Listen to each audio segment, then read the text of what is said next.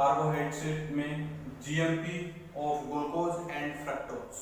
क्या पढ़ने जा रहे हैं? GMP of glucose and fructose.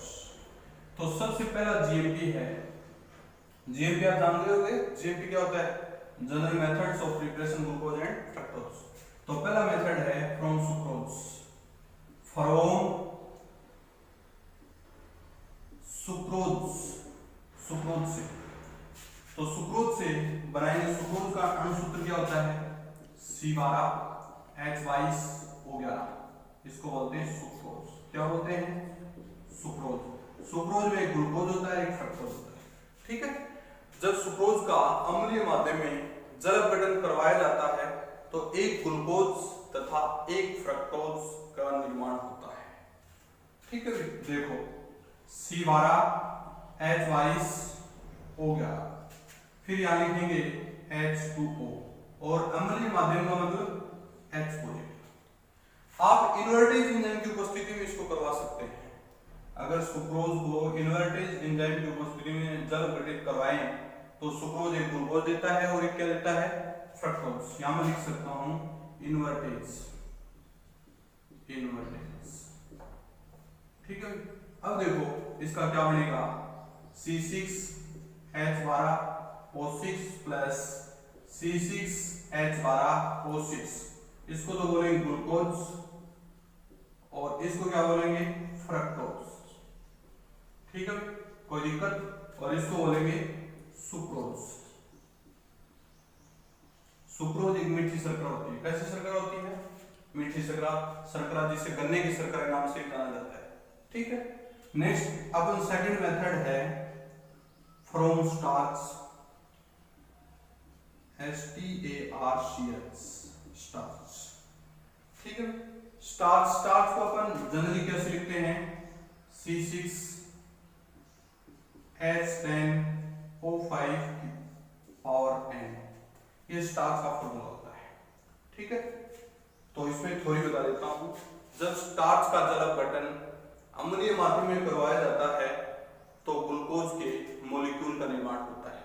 देखना यहां स्टार्च लिख दिया मैंने, C6H10O5, इसकी पावर क्या लिखे? N, और यहां क्या लिखे? N मोल H2, और यहां क्या लिखे? तनु H2SO4, H2SO4। तो क्या बन जाएगा भाई? C6H12O6, इसके कितने मोल? N मोल। इसको क्या बोलेंगे? ग्लूकोज। क्या बोलेंगे? ग्लूकोज। कोई दिक्कत? ये दो मेथड है आपके ग्लूकोज बनाने और फ्रक्टोज बनाने की, ठीक है। अब इसमें नेक्स्ट हेडिंग अपने पढ़ने जा रहे हैं physical properties of glucose and fructose. Physical properties of glucose and fructose, properties of glucose and fructose. तो सबसे पहले आपको एक दो पॉइंट मैं वैसे बता रहा हूं। ग्लूकोज और फ्रक्टोज एक क्रिस्टलीय ठोस पदार्थ हैं। कैसे हैं? क्रिस्टलीय ठोस पदार्थ जो स्वाद में मीठे होते हैं और जल में विलीन होते हैं, ठीक है। अब दूसरी प्रॉपर्टीज आपको मैं बता रहा हूं, ग्लूकोज और फ्रक्टोज का यदि अपन जल अपघटन करें तो जल अपघटन करने पर ये जल में आसानी से विलय हो जाते हैं, आसानी से विलय हो जाते हैं। और यदि फ्रक्टोज को 103 डिग्री सेंटीग्रेड पे गर्म किया जाए तो इसका अपघटन हो जाता है और एक भूरे रंग के यौगिक का निर्माण हो जाता है, ठीक है। और फ्रक्टोज को क्या बोलते हैं? नॉर्मली फ्रक्टोज को कीटोहेक्सोज और ग्लूकोज को क्या बोलते हैं? एल्डोहेक्सोज, क्योंकि ग्लूकोज में एल्डिहाइड समूह होता है। कौन सा समूह होता है? एल्डिहाइड। ये एल्डिहाइड है, एल्डिहाइड। और फ्रक्टोज में कौन सा होता है? कीटो समूह होता है, कीटो। तो इसको तो बोलेंगे एल्डोहेक्सोज, एल्डोहेक्सोज, और इसको क्या बोलेंगे? कीटोहेक्सोज। क्या बोलेंगे? कीटोहेक्सोज। कोई दिक्कत? ठीक है, ये आपके जनरली इसके फिजिकल प्रॉपर्टीज हैं। नेक्स्ट अपन पढ़ने जा रहे हैं chemical reaction of, chemical reaction of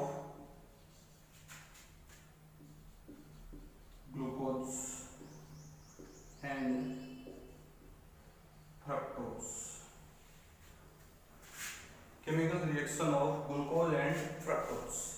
ठीक है, तो सबसे पहली रिएक्शन है, इसमें लिखेंगे रिएक्शन विद HCl, इसको लिखेंगे HCl के साथ अभिक्रिया। क्या लिखेंगे? HCl के साथ अभिक्रिया। तो इसको मैं ऐसे बोल दूं कि जब ग्लूकोज की रिएक्शन HCl के साथ करवाई जाती है तो साइनोहाइड्रिन का निर्माण होता है। किसका निर्माण होता है? साइनोहाइड्रिन। ठीक है, देखो ये ग्लूकोज है, HCO और CH4 और CH2H। अब मैं इसकी रिएक्शन HCl से कराऊं। किससे कराऊं? HCl से। ठीक है, H पॉजिटिव Cl नेगेटिव, ये बॉन्ड ऐसे टूटेगा, ऑक्सीजन भी क्या आएगा माइनस, कार्बन भी क्या आएगा प्लस, प्लस से क्या जुड़ेगा Cl माइनस और माइनस से क्या जुड़ेगा H प्लस। तो आप इसको ऐसे लिख सकते हैं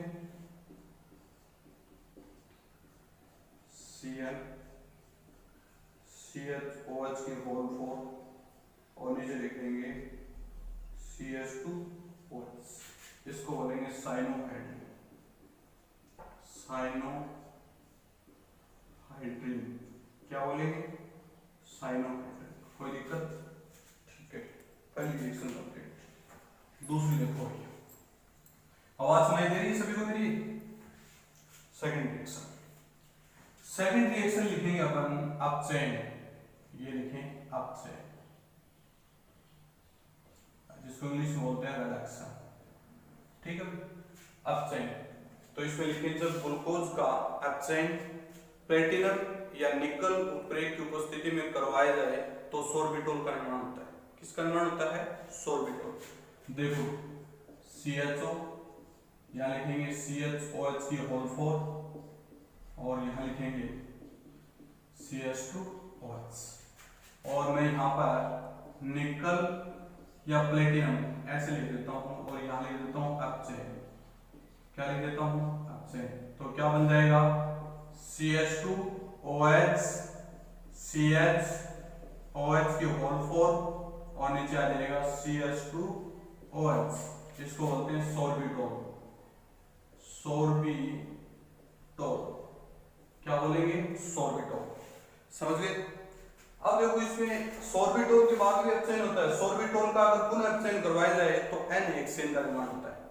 सोर्बिटोल का यदि पुनः अपचयन करवाया जाए तो किसका निर्माण होता है? N-हेक्सेन। तो यहां पर लिख सकते हैं सीधा ऐसे लिख दें और ये लिखें अपचयन। तो क्या बनेगा? CH3 CH2 की होल 4 और CH3, इसको क्या बोलेंगे? N-हेक्सेन। क्या बोलेंगे? N-हेक्सेन। कोई दिक्कत? ये था आपका अपचयन। ग्लूकोज का अपचयन करेंगे, पहले क्या बनेगा? सोर्बिटोल, फिर क्या बनेगा? N-हेक्सेन। ठीक है, फिर लिखेंगे ऑक्सीकरण। हेडिंग डालिए ऑक्सीकरण, हेडिंग डालोगे oxidation of glucose. Oxidation of glucose. तो देखो ग्लूकोज का ऑक्सीडेशन दो प्रकार से हो सकता है। सबसे पहले ग्लूकोज का ऑक्सीडेशन ब्रोमीन जल की उपस्थिति में करवाया जाए तो ग्लूकोनिक एसिड बनता है। क्या बनता है? Gluconic acid. और ग्लूकोनिक एसिड का अपचयन यदि सांद्र नाइट्रिक एसिड की उपस्थिति में करवाया जाए तो क्या बनता है? सैकरिक एसिड। क्या बनता है? सैकरिक एसिड। देखो CHO HOH की होल 4 और नीचे लिख देते हैं CH2OH और यहाँ लिख देते हैं ब्रोमीन जल Br2 जल और यहाँ लिख देते हैं ऑक्सीडेशन। लिख दिया ऑक्सीडेशन। तो इसका ऑक्सीडेशन करवाएं तो CHO समूह C समूह बदल जाएगा और OH होल 4 और CH2OH ये बढ़ जाएगा। इसको बोलेंगे ग्लूकोनिक एसिड। ग्लूकोनिक अम्ल। क्या बोलेंगे? ग्लूकोनिक अम्ल। ग्लूकोनिक अम्ल। कोई दिक्कत? समझ ये CHO दिखाई दे रहा है सभी को, CHO ऊपर CHO समूह है, इसका ब्रोमीन जल की उपस्थिति में ऑक्सीडेशन होगा, C समूह चेंज हो जाएगा और इसको क्या बोलेंगे, ग्लूकोनिक एसिड। ठीक है, अब इसका पुनः कंसंट्रेट HNO3 सांद्र नाइट्रिक एसिड की उपस्थिति में ऑक्सीडेशन करवाया जाए सांद्र नाइट्रिक एसिड की उपस्थिति में, तो क्या बन जाएगा, CHOH होल 4 C+, इसको बोलेंगे सैकेरिक अम्ल। क्या बोलेंगे, सैकेरिक अम्ल। समझ रहे हो, ब्रोमीन जल से करवाएं तो ग्लूकोनिक, और ग्लूकोनिक का नाइट्रिक एसिड से करवाएं तो क्या बनेगा, सैकेरिक एसिड। ये ऑक्सीडेशन फिनिश। नेक्स्ट अपन हेडिंग डालने जा रहे हैं एसिटिक एनहाइड्राइड के साथ अभिक्रिया। एसिटिक एनहाइड्राइड के साथ अभिक्रिया,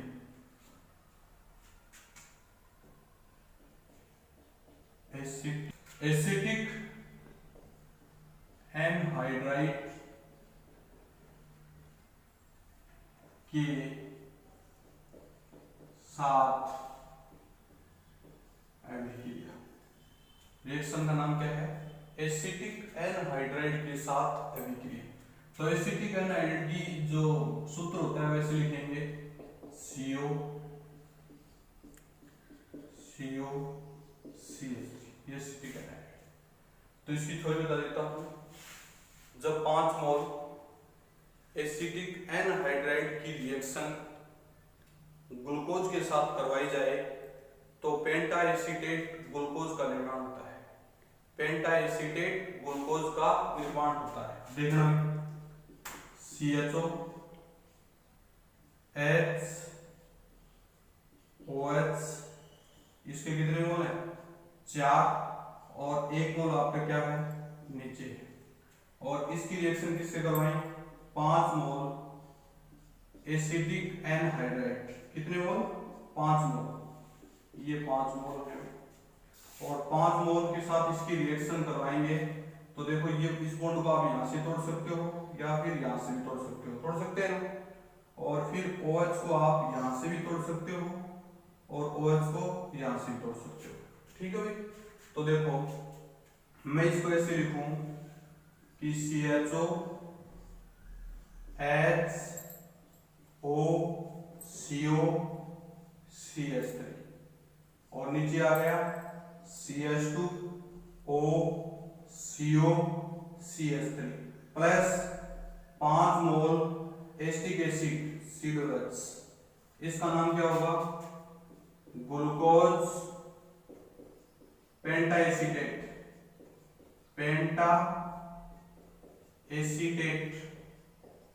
यानी ये रिएक्शन ग्लूकोज में 5 OH के समूह की उपस्थिति दर्शाती है। कितने OH के समूह की उपस्थिति दर्शाती है, 5 OH समूह की उपस्थिति दर्शाती है ग्लूकोज पेंटा एसीटेट। कोई दिक्कत, ठीक है। नेक्स्ट रिएक्शन जो अपन पढ़ने जा रहे हैं, reaction with HCl, reaction with HCl या reaction with PCl5, reaction with PCl5 या HCl। तो मैं इसे लिख देता हूं, जब ग्लूकोज के हेडिंग डालन पर देखो HCl के साथ या PCl5 के साथ अभिक्रिया।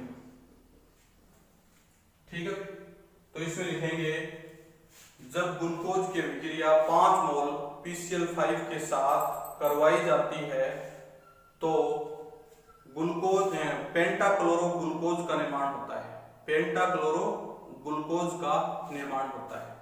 ठीक है, देखो CHO H OH कितने मोल थे, 4, और यहां लिखेंगे CH2 OH। या तो आप 5 मोल किसके लेंगे, HCl के, या फिर 5 मोल किसके लेंगे, PCl5 के।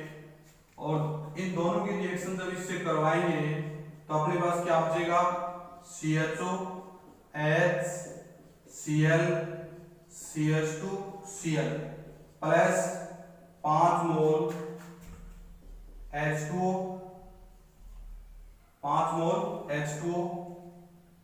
फिर 5 मोल POCl3 प्लस 5 मोल HCl, ये बन जाएगा।